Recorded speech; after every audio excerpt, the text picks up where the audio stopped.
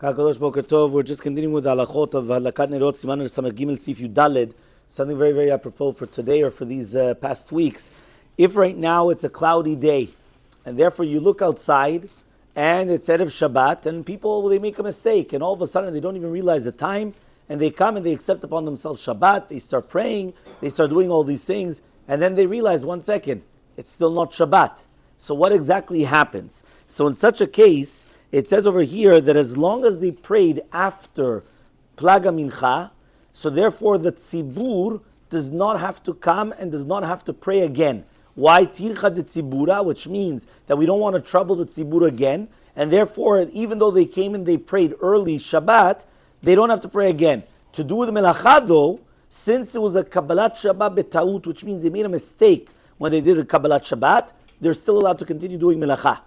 Now, if it's going to be only on the yachid, which means only on the individual, so therefore he would also have to pray again. Now again, obviously we're talking about that he wants to continue making it chol afterwards. But if they accepted upon himself Shabbat, but it's after Plaga Mincha, but he wants to keep it Shabbat, he's allowed to keep it Shabbat, then he doesn't have to do anything. But let's say they made the mistake, which means it comes, and all of a sudden they come and say, hey, wait 1 second, it's very early, we still want to do melacha.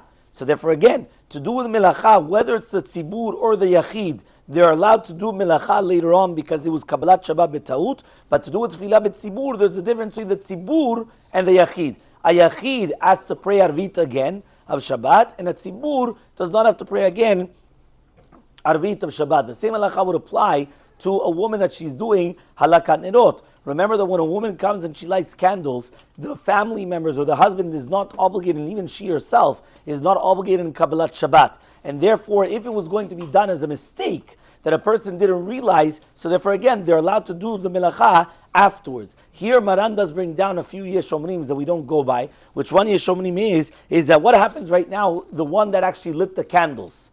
So the one that lit the candles, can he also now start doing melacha?